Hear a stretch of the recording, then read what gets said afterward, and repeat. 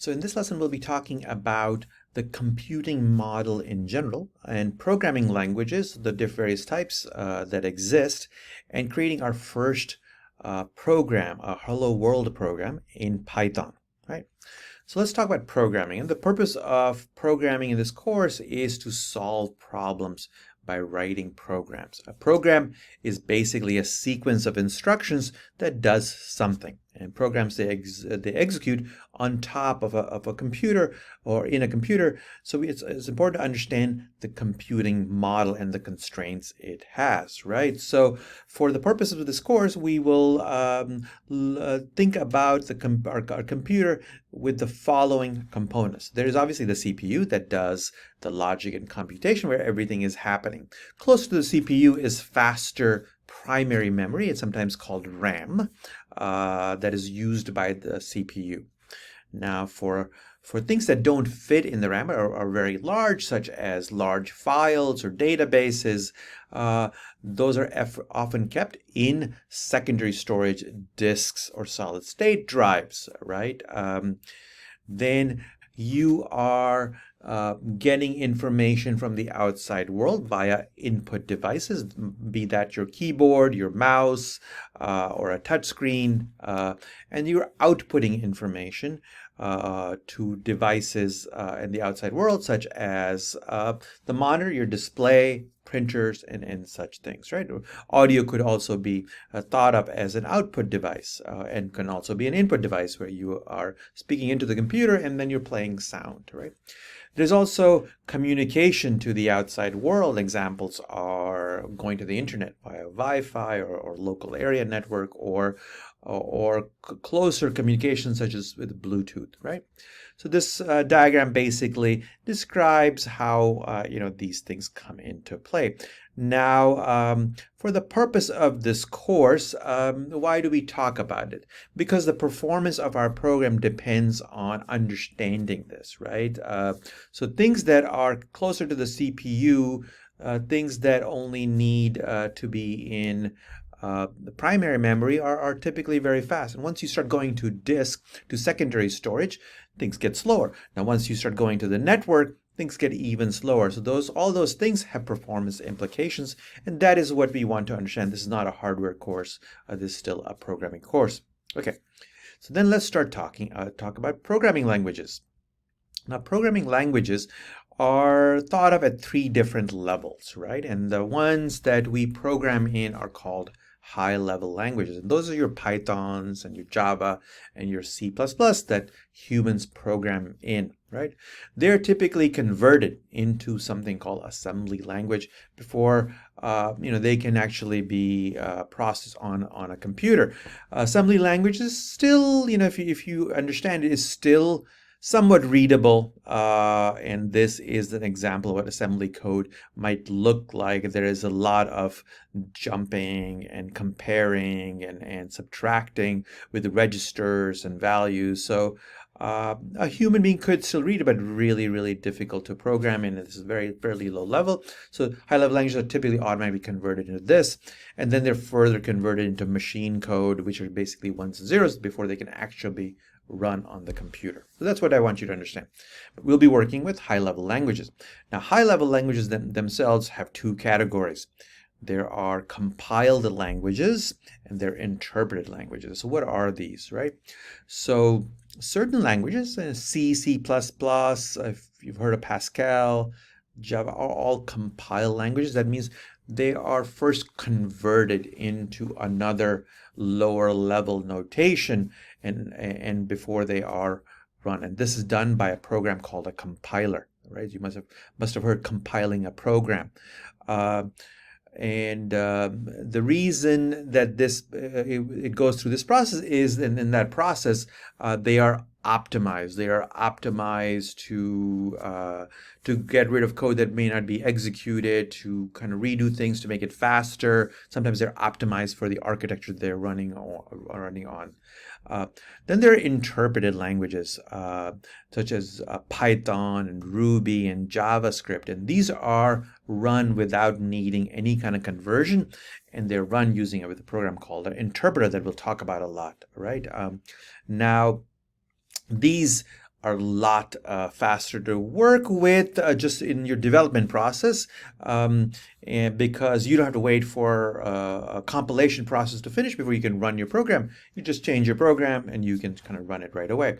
Right. The trade-off here being that compiled programs are much faster than interpreted programming, but interpreted programs are a lot easier and quicker to code in and go through various versions than compiled programs.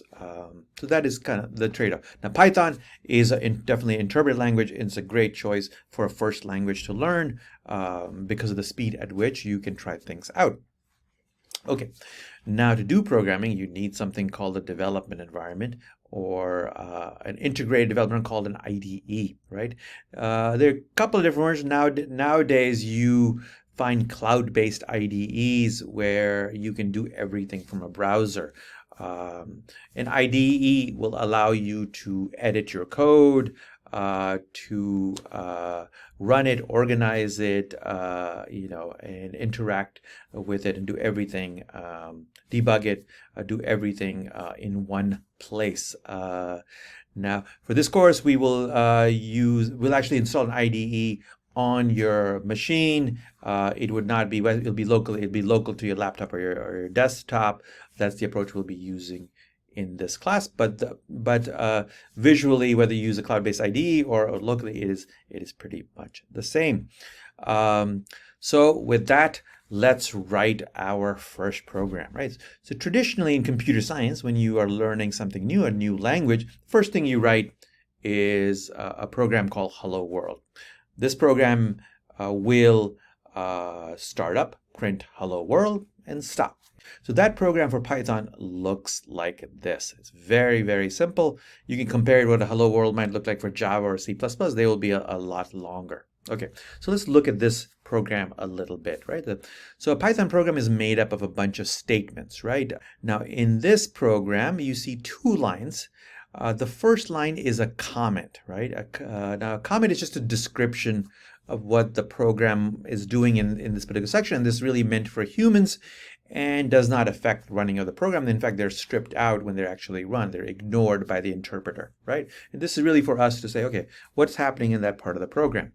The second one is actually a statement, right? So this program only has one statement, right? And the statement is what's called a function call. It's a print function being called. There's some data being passed in between these parentheses, and that data is some text that says hello, comma, world, exclamation, and that is what it is. And that function, when it's run, it'll print something to the screen or to the terminal where you happen to be running it, right? The text here that's in the double quotes, it's what's called a string. That's the other term I would like you to learn, right? So some new terms we've learned is a statement, a comment, and a string, right? Those are things that we'll use throughout the lesson. So now we have this program. How do we run it, right? Now you don't really need an IDE to run it. You could do it right from a terminal or with a little text editor. What we will do is we will copy this, right? And we will open up a little notepad, and this is a little file called hello world.py. Now Python programs by convention use the extension .py, right? So it is not required, but that is what folks do. So what we'll do is we will paste this program in here, right, and make sure that the file is saved, and then we can go to this file and we can run the program. So let's do that. For this, we'll open up a terminal and we'll make sure that the file exists. This is hello world.py is my file, and I will call my interpreter. My interpreter is called Python 3. Right, that is our interpreter we'll be using in this class. We'll follow that with the hello world.py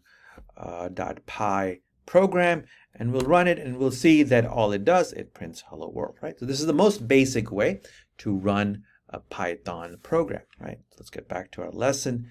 That's what I'm basically showing here, that you can just do it in Notepad or text edit, and then you could use the command prompt or a terminal to actually run it, right? Now that's the basic way, but what in this course we'll be using an IDE, and we'll be using something called PyCharm to do it. So let's start PyCharm, and let's create a program in an IDE. So here I've started PyCharm. The first thing you have to do is create a project, and we can call our project anything, and this one is called Python Project 1. Fine, that's good enough. And I'll create it. Let me make the window smaller so we can actually all see it, right? So it's created a basic structure. There is no code here yet, right? So what we will do is first we will create some code in here. So we'll go to the right, say create a Python file, and I'll call it hello world.py is my file. There's nothing in the file so far. I'll paste our program in here. Now you'll note that the IDE color codes things for you nicely. So the comment is in gray, the function call print is in a particular color, and you know, text or strings are green. So it's it also helps you match you know, things such as parentheses from there, right? Now, to run it, it is very simple. All you do is you press the green arrow and it runs it, and it creates a little terminal in the bottom and shows you the result of running it. Okay, so that is running the same thing in an IDE. So two different ways to create a program. Okay, so now we've created this simplest program called Hello World. What else can we do, right? So you can print text, but you can also print numerical wise. So we can actually print 42 like this. Instead of having a string, you can just have a number in there. We can, this thing you print can also be an expression. So this is an arithmetic expression, two numbers combined with an arithmetic operator, asterisk, which stands for multiplication, right? You can also pass in not just one thing, but multiple things. So here I am passing in a string followed by an expression followed by another string, right? If you do this, you will see something like this. So actually, let's just go ahead and try this out. We'll copy this. We'll open up PyCharm, and we'll replace our thing here with the expression that I showed, right? So it should print this string followed by 42, which is the result of the expression, followed by an exclamation. So let's see what it prints, right? Here it does. Now, the interesting thing to note here is that it added a space after the is, right? So there's an extra space after the is. I never had that space anywhere. And then it added a space after the 42, which is, you know, this expression, right? So it does add spaces, to do note that. Another way you could do this, you could split into two different statements. And let's see what happens with the two different statements instead of having just the one. You have two different. Now if you run this, it prints the first one in the first line and the second one in another line. So another thing it's doing is it is entering, creating a new line after each print. Yeah. In fact, if you say print with nothing, it'll actually do nothing, print nothing, but just add a new line. So if you run this, you'll see an extra blank line here, right? So that's the behavior of print, something to be familiar with, and that's what I'm talking about here. Now, the other thing to note is that indentation is important in Python, right? All statements in one particular group have to start in the same column, right? So if the earlier program I put an extra indentation here, extra tab in here, you will get an error. So let's actually try it out and see what kind of error we get. It's a good practice to try out things that'll break your program, just to learn what kind of errors they will give. So we'll do that. There's an extra P. You can already see the IDEs having a problem with it. It's saying it's giving you a little red thing, so you already know something is wrong, right? And you can, you know, click on various things to see what the problem is. But if you were to run it, you will see actually a nice indentation error. It says unexpected indent, right? So very helpful. Okay. So we just saw a problem happening. So it's very good to get used to problems happening because you will make mistakes in typing. You'll make typos, you'll make logical mistakes, you'll skip things, right? So it is very important to get used to it. So here's some things that we can try to and kind of see what errors we get. So we have a string where you have quotes at the on both sides of the text. What if you're missing one of the end quotes, right? Or you're missing the starting paren, or you're missing the ending parentheses, or you had the extra indentation like above. This one we've already taught and seen that, but let's try out some of the other things and see what kind of bad things can happen. So what we'll do is we'll open up PyCharm, we'll get rid of the second line, and then we'll see what kind of error you get when you do this. Now here you will get a syntax error saying end of line. EOL means end of line while scanning my string literal. And we'll talk about what a literal is later. But it's had a problem, it can't find the end quote. Now let's see what happens here. If we did this, syntax error, end of file while parsing, it can't find that trailing this. Now if you did this, let's see what happens. You get another syntax error. Now here in this case is missing parentheses. It was a little bit more helpful. Missing parentheses in a call to print. Okay, that is actually a helpful piece of text, right? So those are some things you can try out. Okay, so now we've been printing things. Now it would be nice to be able to read something from the keyboard. So for that, there is another function I'd like to introduce called input. This allows you to read values from the keyboard. So here we are again printing something. We're printing, the first thing we print is hello world, which is a string. It's got extra space here. And then we print this function called input, and then we print an exclamation. So this input will wait for us to enter something, right? So so first it'll try to wait for it to enter something, it'll collect it, and then it'll compose this statement. So let's see what happens when we try this out. We'll open up IntelliJ and we'll replace this actually with this, right? So let's see what this does.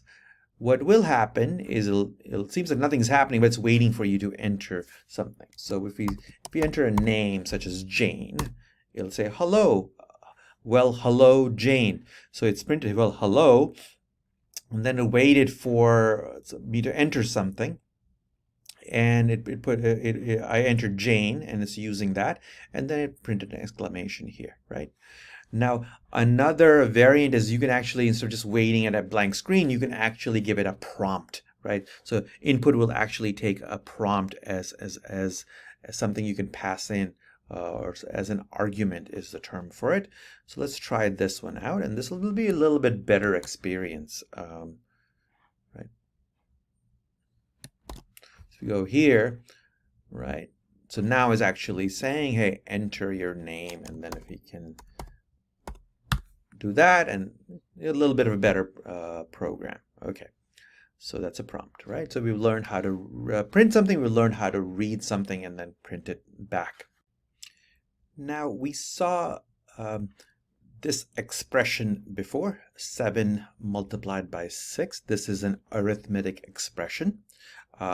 It contains two numbers combined with this asterisk, which represents a multiplication operator. It's called a multiplication operator in Python, right? Now there are other operators available, such as plus for addition, minus, division, and the asterisk represents exponentiation, which is something raised to the power of something else. And there are others that are covered in the textbook, right? Now you can use all of these and make complex arithmetic expressions, such as this, right? Where 3.14 multiplied by 55 minus 2 raised to the power of 2, right? Now the question is, well, how is this going to be evaluated? Which one are you going to do first? Are you going to do the minus first? Are you going to do the multiplication first? This is where you look back to your math class and the order of precedence, right? And you evaluate it in the order of precedence. If you wanted to change that and you really want to choose which are evaluated first, you would use parentheses to make the evaluation order more explicit. Like in this case, if you wanted the if you wanted the subtraction to happen first, you would use parentheses and such, and then you'd have the exponentiation next. Python also provides additional functions such as round, an absolute value to get, to round a decimal to a whole number, or to get its a number's absolute value. We'll see that in a little bit in an example. Now, I want to introduce another way of running Python programs, which is running the Python interpreter in interactive mode, right? So for this, you'd go to a terminal or command prompt, and you type in Python 3 and return, and it'll start up the Python interpreter and will wait for you at a prompt. And here you can enter one statement at a time and have it execute, right? So let's actually try this out. We will open up a terminal, right? And just type Python 3, right? And it's start up the interpreter. It's waiting for me to enter statements. And here I will, try the round function that I just mentioned. So if I say round 3.14, it rounds it to the nearest whole number. If I try ABS for absolute value and enter 235, it gives me the absolute value of, 235, as absolute values work. Okay, now to get out of here, you can type exit, right? Or you can do Control-D to get out of interactive mode, right? Okay, let's talk a bit more about these different types of data that I've been mentioning. I've mentioned text, I've mentioned decimals, and I've mentioned whole numbers, right? So Python distinguishes two different types of numerical data. There's integers, like that are whole numbers, such as 42 or -5, right? And then there's decimals, what they're called floating point numbers in Python and other programming languages. And these are like 3.14 or -0.05, right? These are two numerical types, and then you also have the text data type, and that's referred to as strings, right? Such as "Hello World," and for these we use quotes to distinguish them as text, and they can contain anything you want in the text: spaces, letters, numbers, and such, right? Now, if you're wondering what is the type of some particular piece of data, you can use this function called type to check its type, right? And we can use interactive mode to try some of these things out, right? So let's go back and try this out. So we'll go back and run Python interpreter again, right? So let's say, if we say type 42, it should show that it is an integer, right? And if we say type 3.14, it should show that it's float, which means a decimal number, right? And if you said, hello, it will show me that it's a string. Now, strings can be enclosed in double quotes or single quotes, right? So I'm sorry. Right, so it doesn't have to be double quotes. Single quotes work as well, and that'll give you, it's a string as well, right? Now, suppose you wanted to convert data from one format to another. Python gives us these conversion functions, int, float, and string, to do these conversions. So let's try those out as well. So suppose I wanted to convert 42 into a decimal, because 42 is right now as an integer. So we can say float 42, and it'll give you the decimal version of it. Similarly, you can do you can actually convert 3.14 into an integer, and what it does, it chops off the end of it, right? And let's try out something a little bit different. If you did this, you notice it's just chopping it off. It is not rounding it, so it's very, very different, right? If you did round of this, you will see a 4, right? Whereas if you did int, it just chops off whatever's there. Okay, one last thing we can try out is take a string that represents a number and convert it actually into an actual number. So let's say we want to create a float out of a string that represents a number. Now this is really a string and not a number, and I'm just want to make it into a decimal, and that's what we can do. All right. Now note that when you run the input function, it actually gives you back a string. It's not going to give you, even if you say, hey, enter a number, it's actually what it's reading is giving you as text, right?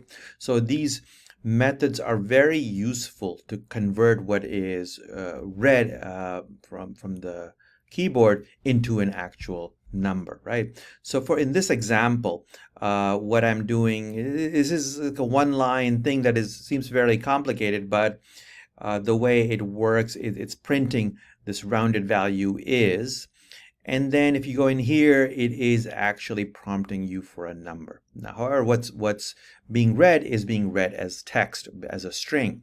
So you now must first convert it into a float, right? So you start with float, and then you round it, and then you finally get the result. So if you were to try this out, you will see it in action. So now it's asking me to enter a number, and if I said 33 888 999 whatever, and it takes it, this is being read as text. It takes it, converts into float, and then rounds it and prints the result, right? Now you should note that some conversions are not possible. For example, you can't take a string such as 3.14 and make it into an int, right? That is not right. The text just doesn't represent an integer, so it's not going to work, and it's going to give you this value error, right? And another one is if you try to make something into a float, which is clearly not even a number. ABC is text, right? And it'll similarly give you a value error. So value is another type of error that you should get used to looking at. So that is the end of the lesson. So in this lesson, we have learned, a computing model, different types of languages, and written our first program, and gotten to know how to make that program more interesting, and how to deal with various data types and convert them. Great.